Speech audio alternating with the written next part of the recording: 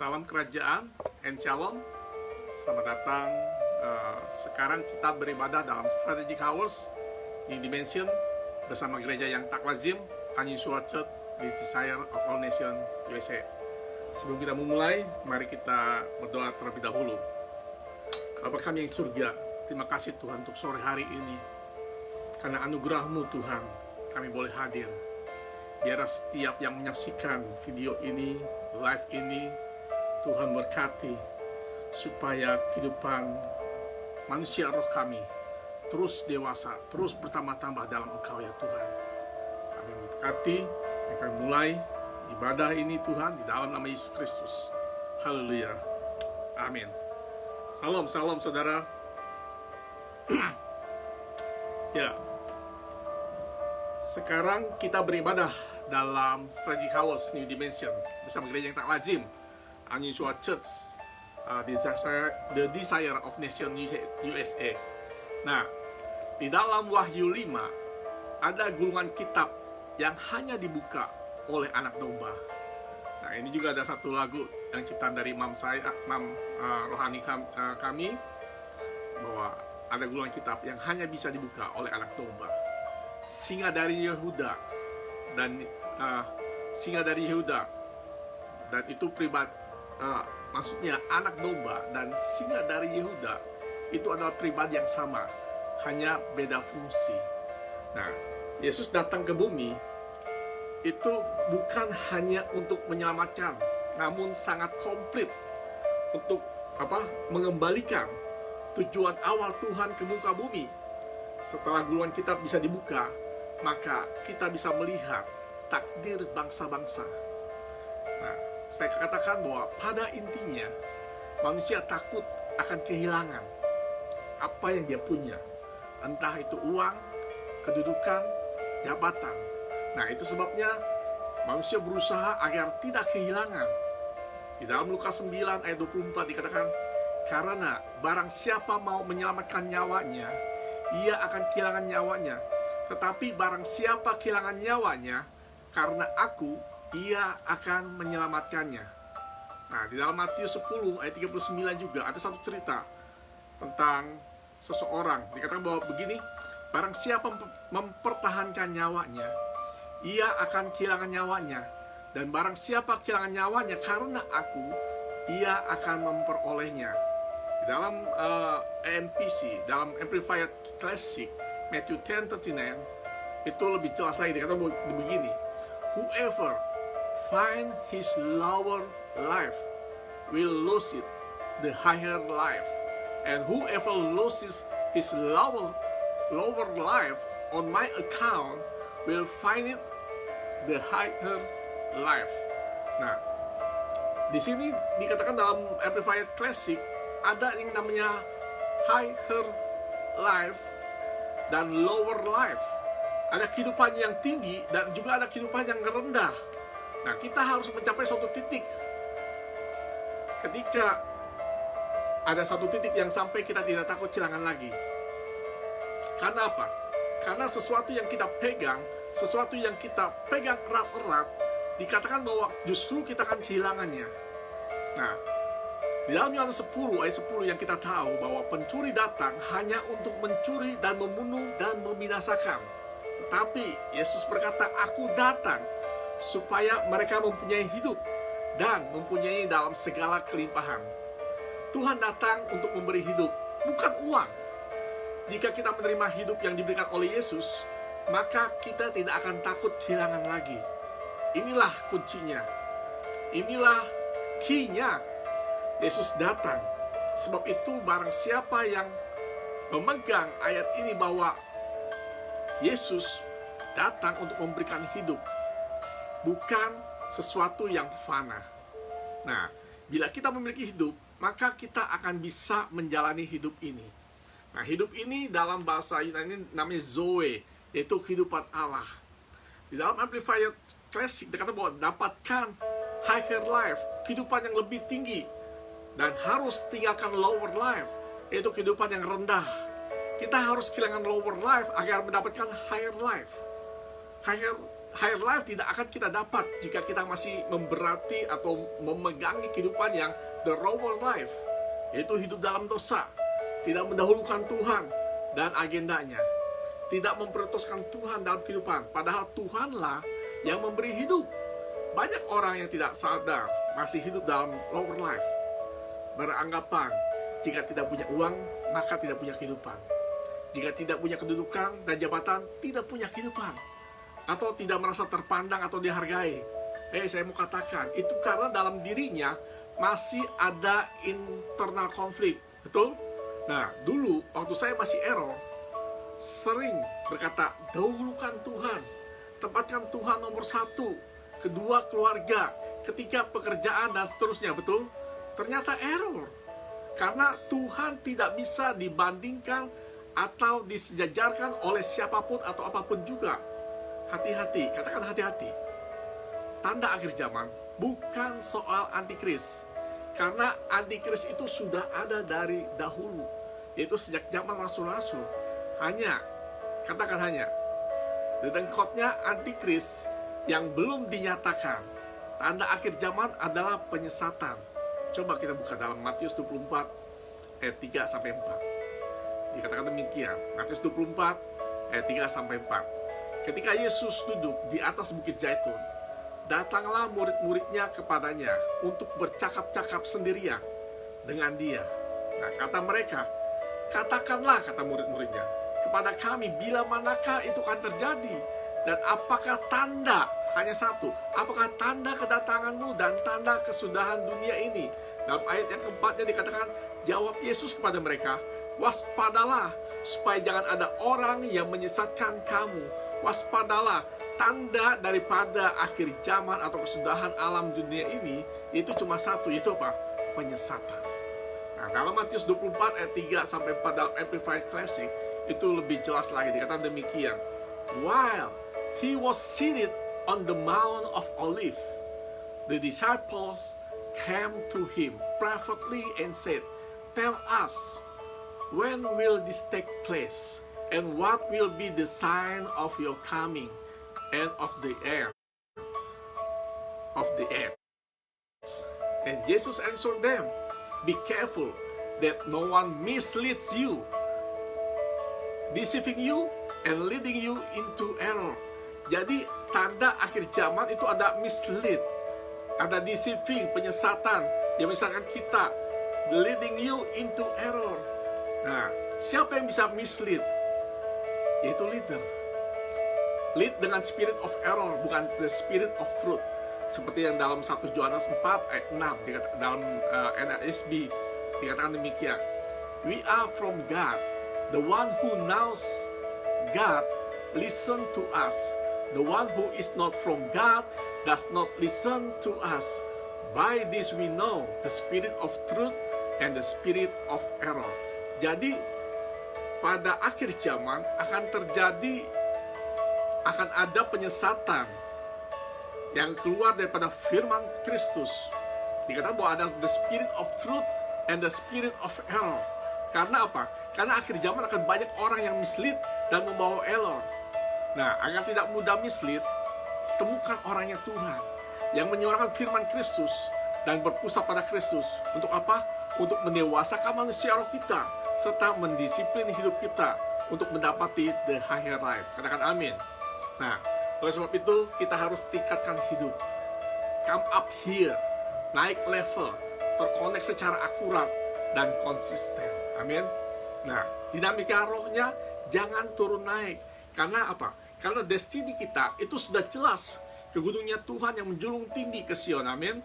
Nah, dalam Matius 19 ayat 16 sampai 17 dikatakan demikian.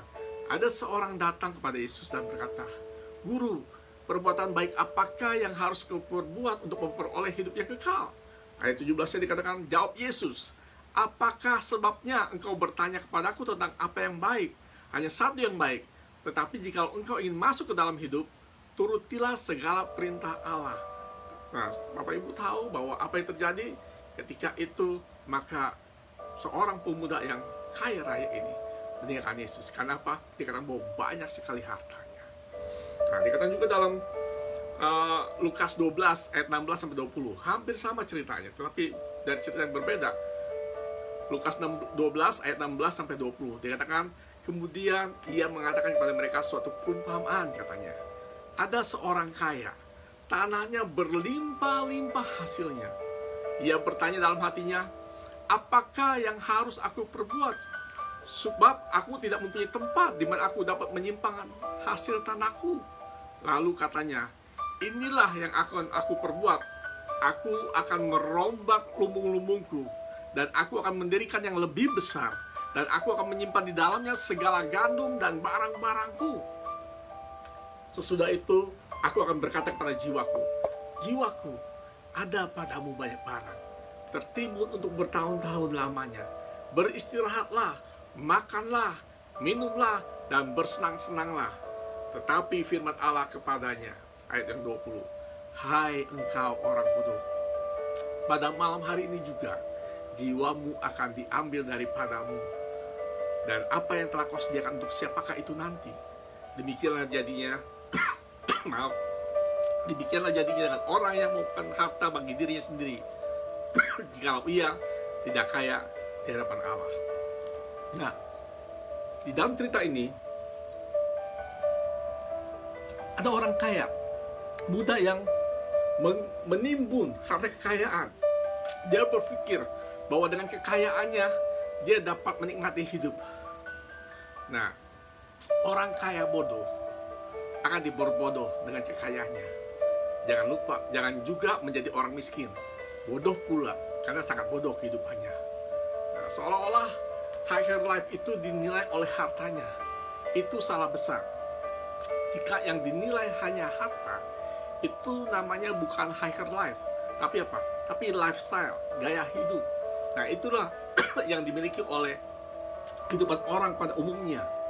Nah, orang miskin, saya katakan tidak bisa keluar dengan dibantu terus, karena dia akan terus menerus. Dalam cerita ini ada orang muda memakai prinsip dunia, mengandalkan kekayaannya, tetapi ada juga orang miskin mengandalkan kemiskinannya agar terus apa? Agar terus dibantu. Atau kalau di Amerika ada yang namanya double standard. Jika mau apply beli sesuatu, entah itu rumah, entah itu mobil, entah apapun, maka harus menunjukkan bukti income atau pendapatannya memadai sehingga bisa di-approve oleh bank. Tapi jika ingin mengapply sesuatu yang gratis dari pemerintah, maka menunjukkan income atau pendapatan yang rendah agar mendapat bantuan.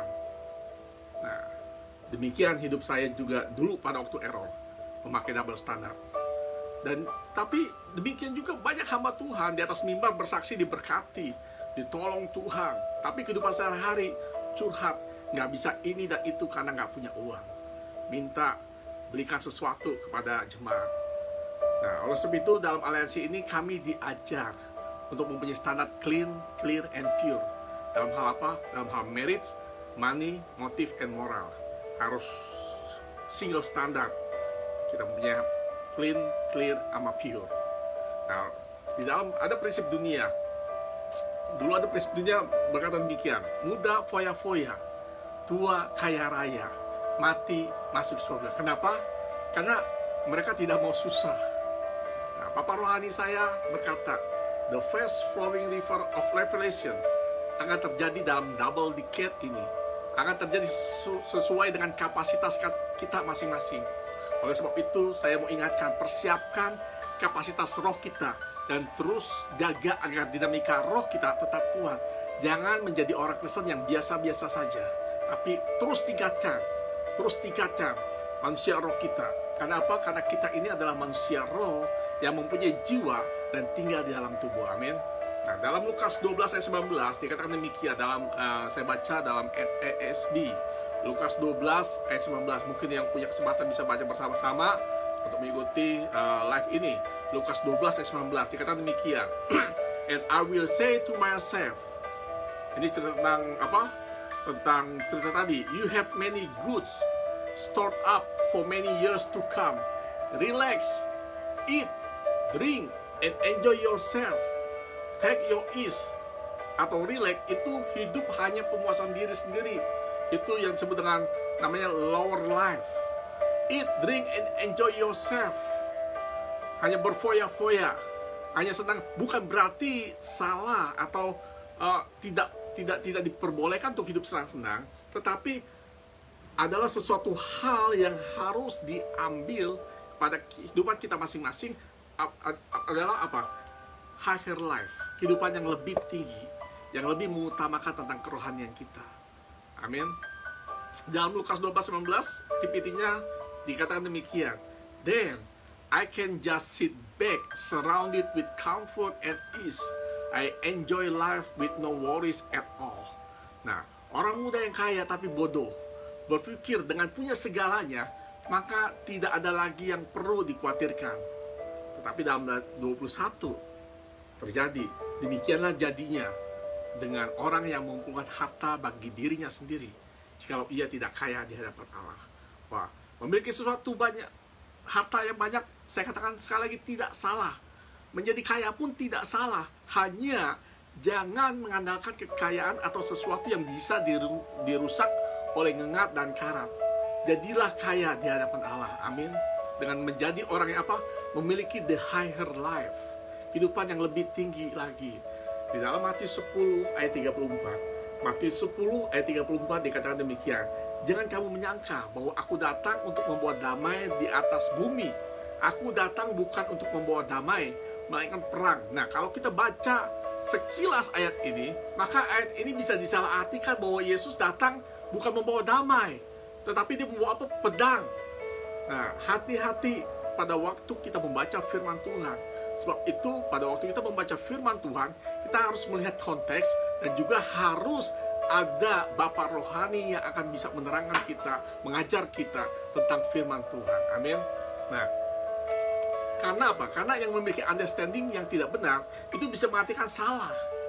Itu sebabnya jangan percaya bila ada orang di luar Kristen dan tidak hidup dalam Roh Kudus atau roh kebenaran yang mencoba mengartikan Alkitab bukan membawa damai, jangan diartikan secara harafiah, melainkan pedang. Apa artinya pedang? Pedang pun bukan secara jasmani, tapi fungsinya, yaitu firman. Untuk apa? Untuk memisahkan dan menata ulang, menempatkan Tuhan di atas segalanya. Jika kita ingin mengikut Yesus, maka harus ditata ulang hidup kita.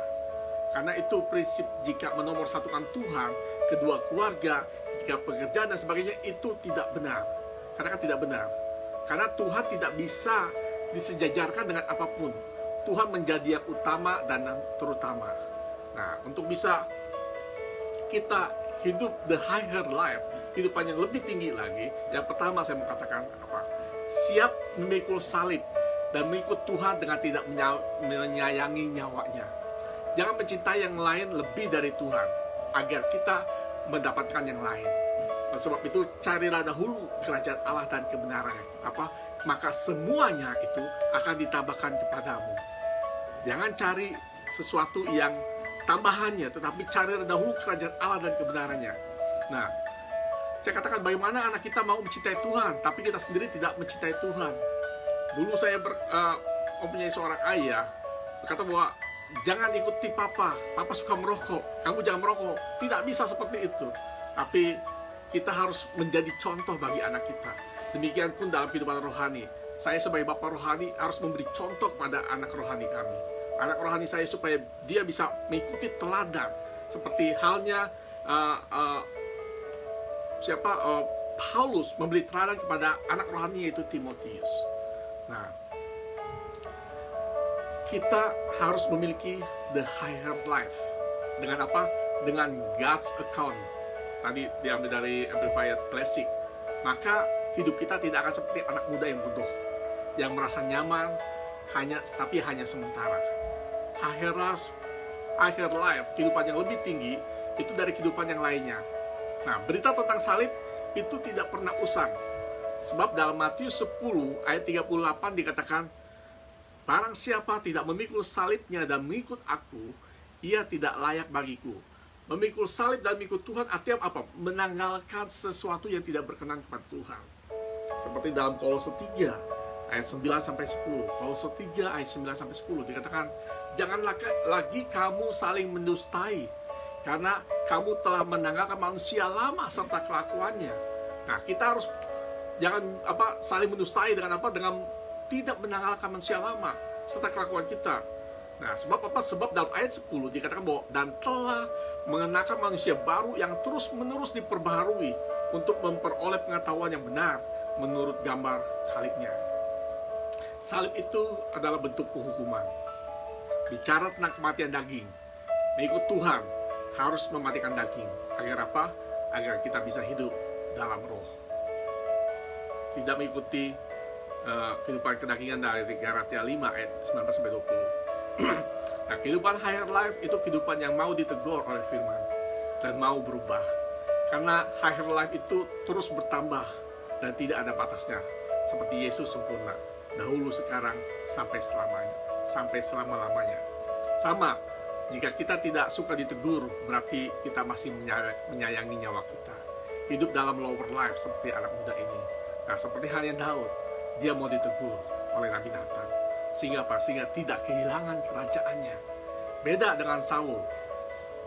Ketika ditegur, dia malah melawan, bahkan marah sama hamba Tuhannya. Nah, berbahagialah jika kita ditegur firman. Berarti apa? Berarti Tuhan mau kita berubah. Amin. Hidup higher life itu, kehidupan yang lebih tinggi adalah hidup yang ditawarkan Yesus. Yang terdapat tadi saya baca dalam Yohanes 10 ayat 10. Dikatakan bahwa pencuri datang hanya untuk mencuri dan membunuh dan membinasakan. Tetapi aku datang, seperti Yesus bilang, supaya mereka mempunyai hidup dan mempunyainya dalam segala kelimpahan. Seperti saya katakan bahwa hidup di sini adalah Zoe, yaitu kehidupan Allah. Jika tidak suka firman, berarti hidupnya atau jiwanya kotor. Karena firman membersihkan jiwa kita. Amin. Nah, yang kedua, untuk bisa higher life, ambil kehidupan yang lebih tinggi. Di dalam Yesaya 55 ayat 7-9. Saya tunggu Yesaya 55 ayat 7-9. Dikatakan, baiklah, orang fasik meninggalkan jalannya, dan orang jahat meninggalkan rancangannya. Baiklah, ia kembali kepada Tuhan, maka dia akan mengasihaninya, dan kepada Allah kita, sebab ia memberi pengampunan dengan limpahnya. Sebab rancanganku bukanlah rancanganmu, dan jalanmu bukanlah jalanku. Demikianlah firman Tuhan. Seperti tingginya langit dari bumi, demikianlah tingginya jalanku dari jalanmu, dan rancanganku dari rancanganmu. Jadi kita harus ngambil yang lebih tinggi. Itu apa? Ikuti rancangan Tuhan. Karena rancangan Tuhan lebih tinggi. Seperti tinggi langit dan bumi. Di dalam NASB-nya, Yesaya 55 ayat 7-9. Yesaya 55 7-9 dikatakan demikian. Let the weak forsake his way, and the righteous man his thought, and let him return to the Lord, and he will have compassion on him and to our God, for he will abundantly pardon. For my thought are not your thought, not are your ways my ways, declares the Lord. For as the heavens are higher than the earth, so are my ways higher than your thought. Nah, dengan apa? Dengan cara meninggalkan jalan dan pikiran yang lama, mengikuti jalan dan pikiran Tuhan, diform dengan pikiran Tuhan. Karena apa? Karena pikiran dan jalan Tuhan lebih tinggi, ditransformasi dari carnal mind menjadi renewed mind, terus menjadi spiritual mind and Christ mind, itu mind of Christ, bukan never mind. Oke? Karena kalau never mind berarti nggak punya otak, nggak punya pendapat, never mind. Nggak apa-apa. Nah, orang yang mempunyai jalan dan pikiran Tuhan akan menduduki kedudukan atau posisi yang lebih tinggi. Contohnya seperti Yusuf, Daniel. Tuhan tidak ingin kita hidup dalam pas-pasan. Oleh sebab itu, jangan pakai cara kita sendiri. Mengandalkan Tuhan dalam setiap aspek hidup kita. Hidup yang lebih tinggi tidak ditentukan oleh harta benda, tapi apa? Dari kehidupan spiritual rohani kita. Amin. Nah, yang ketiga, siapa yang merendahkan diri akan ditinggikan di bawah kaki Tuhan. Kita tidak bisa hidup tanpa Tuhan. Katakan, kita tidak bisa hidup tanpa Tuhan. Seperti halnya Yesus merendahkan diri, sehingga apa? Sehingga Bapa mengangkat diri Yesus setinggi-tingginya, sehingga kita memiliki apa yang Yesus miliki. Otoritas akan diberikan ketika kita submit atau merendahkan diri. Karena apa? Karena Tuhan benci kepada orang yang tinggi hati. Tuhan benci kepada orang yang congkak. Tapi kalau orang yang rendah hati akan ditinggikan oleh Tuhan. Amin. Dan keempat, dalam Matius 10 ayat 37 dikatakan, barang siapa mengasihi bapa atau ibunya lebih daripadaku, ia tidak layak bagiku. Dan barang siapa mengasihi anaknya laki-laki atau perempuan lebih daripadaku, ia tidak layak bagiku. Biarkan Tuhan menjadi pusat dalam hidup kita, menjadi yang terutama dan utama, lebih dari yang lain. Mengutamakan Tuhan lebih utama dari yang lain. Dalam Roma 11 ayat 36 juga dikatakan bahwa sebab segala sesuatu adalah dari Dia dan oleh Dia dan kepada Dia. Bagi Dialah kemuliaan sampai selama-lamanya. Artinya apa? Tidak ada sesuatu yang bisa kita banggakan, karena segala sesuatu adalah dari Dia, oleh karena Dia dan kepada Dia, dan hanya bagi Dia kemuliaan sampai selama-lamanya. Dalam NASB-nya dari Roma 11 ayat 36 ini dikatakan bahwa for from Him and through Him and to Him are all things, to Him be the glory forever. Amin. Dari Dia, oleh Dia maksudnya apa? Dengan cara Tuhan. Dan segala sesuatu adalah untuk Tuhan. Jiwa yang tidak nyaman, mudah tersinggung, harus dibuang. Agar apa? Agar memiliki higher life, mengalami pemulihan dan semakin naik. Kita tidak akan mengalami kehidupan yang menggairahkan jika kita hidup masih di lower life. Orang yang hidup di higher life akan mengalami sesuatu yang menunggu kita. Nah, orang yang hidup di higher life akan mengalami sesuatu yang menunggu kita, bukan kita yang menunggu sesuatu. Kalau kita hidup dalam higher life, maka pekerjaan, opportunity, bisnis akan menunggu kita, bukan kita yang menunggu pekerjaan atau kita menunggu opportunity, tapi opportunity lah yang menunggu kita. Itu yang akan terjadi dalam kehidupan kalau kita hidup dalam higher life. Jadi saya mau katakan, lebih utamakan agenda Tuhan daripada agenda pribadi. Amin. Nah, mari kita increase kehidupan kita, kita tingkatkan kehidupan kita. Karena apa? Karena Tuhan rindu hidup kita luar biasa. Kita tidak akan bisa hidup berkemenangan jika kita tidak meninggalkan lower life. Hidup itu pilihan, berkat dan kutuk juga pilihan. Rancangan Tuhan bagi kita itu hidup yang berkemenangan, yaitu higher life. Sebab itu increase our life, kehidupan yang bertambah-tambah, bukan decrease. Seperti halnya Yohanes berkata, hidupnya makin berkurang, biar Kristus dalam kita yang bertambah-tambah. Karena apa? Karena kita mempunyai roh Kristus, kita mempunyai DNA Kristus, maka biarlah DNA Kristus itu diberi makan, roh Kristus itu diberi makan sehingga menjadi dewasa. Yaitu dengan apa? Dengan firman, dan dengan bantuan Roh Kudus, dan juga dengan bantuan apa? Dengan bantuan daripada Bapa rohani yang menjadi pendidik kita, yang akan mendidik kita, yang memberikan understanding, yang memberikan knowledge, understanding and knowledge serta wisdom. Amin. Sehingga pada saat kita mengalami increasing life, percayalah sesuatu akan terjadi lebih dahsyat lagi. Nah, saya sebentar lagi akan pergi ke Indonesia. Sebabnya saya ingin melevel up, mau mengangkat manusia roh saya. Bukan saya pribadi, tetapi saya beserta keluarga, beserta istri, beserta kedua anak saya. Dan saya mau pada saat kami datang ke Indonesia, kita tahu bahwa saat ini keadaan Indonesia sangat rawan sekali dengan COVID, tapi kami mau ikut dalam agenda Tuhan. Kami mau menerjang, kami mau gila-gilaan seperti Yehu, mengendarai kudanya gila-gilaan. Nah, karena pada saat ini Tuhan mencari orang-orang yang gila-gilaan, terutama kepada anak-anak muda. Yuk, ini adalah masa akhir zaman, yaitu zaman yang benar akhir. Gereja masa depan, sebab masa depan gereja ada di dalam kehidupan kita semua.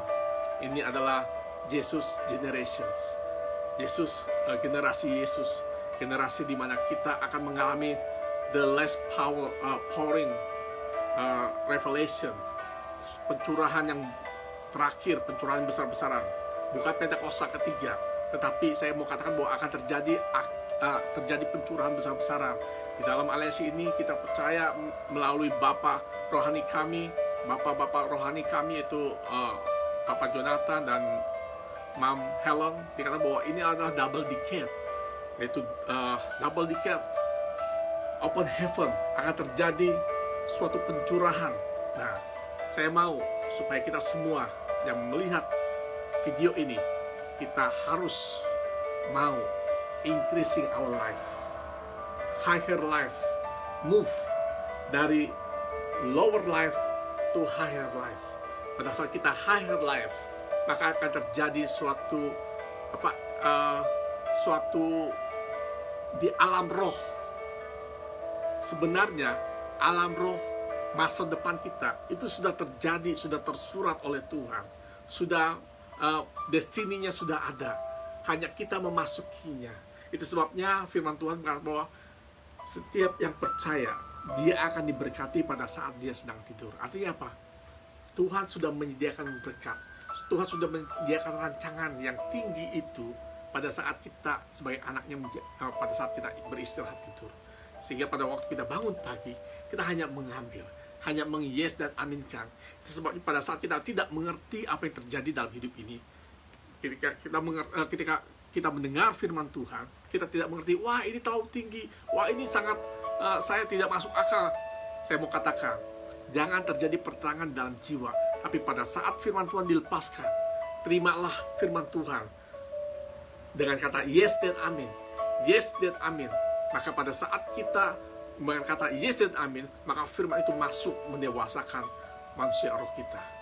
Sebab itu saya mau katakan, di dalam mendengar firman Tuhan sangat penting sekali tentang apa yang kita dengar, siapa yang kita dengar, dan bagaimana cara kita mendengar. Sebab pada saat kita memposisikan apa yang kita dengar, yaitu apa? Yaitu firman Kristus. Dan siapa yang kita dengar, itu dari orangnya Tuhan, dari rumahnya Tuhan, dari setman yang telah Tuhan persiapkan, yang Tuhan telah ambil menjadi gembala yang memberi makan kepada apa? Kepada domba-dombanya, yang berubah dari domba menjadi anak laki-laki yang dewasa, bukan take on lagi, tapi menjadi hios, menjadi anak laki-laki yang dewasa. Pada saat menjadi anak-anak dewasa, maka dia akan mengalami suatu perubahan, transformasi dalam hidupnya pada saat dia menerima. Sebab itu dikatakan bahwa kita harus mendengar dengan hati yang lembut dan hati yang mau diajar. Biar kiranya Tuhan memberkati kita semua dan kita mengalami kehidupan dari perubahan dari lower life to higher life. Kita mengalami kehidupan rohani yang lebih tinggi lagi. Pada saat kita lebih tinggi, maka Tuhan akan senang dan Tuhan mencari orang-orang yang gila-gila pada Tuhan. Amin. Tuhan memberkati. Sebelum saya mau berdoa, Bapa kami di surga, biar firman Tuhan sudah dilepaskan, biar setiap yang mendengar firman Tuhan yang dilepaskan ini boleh Tuhan mentransformasi kehidupan mereka. Tuhan, Engkau melihat apapun kebutuhan mereka pada saat ini, tapi bukan masalah yang mereka lihat, tapi mereka mau berpindah dari lower life ke higher life, mencari kerajaan Allah terlebih dahulu dan kebenarannya, maka semuanya akan ditambahkan. Tuhan, saya percaya Tuhan, Engkau bekerja sama dengan kami, Engkau turut bekerja dalam segala perkara untuk mendatangkan kebaikan bagi kami. Tuhan, kami tahu Tuhan, keberadaanmu sangat-sangat eksis dalam kehidupan kami, dan kami mau Tuhan, segala sesuatu dari Dia, oleh Engkau, dan untuk Engkau, dan bagi kemuliaan Engkau Bapa. Kami ada karena Engkau Bapa. Terima kasih, terpuji namamu dari sekarang sampai selama-lamanya. Tuhan memberkati, sampai jumpa.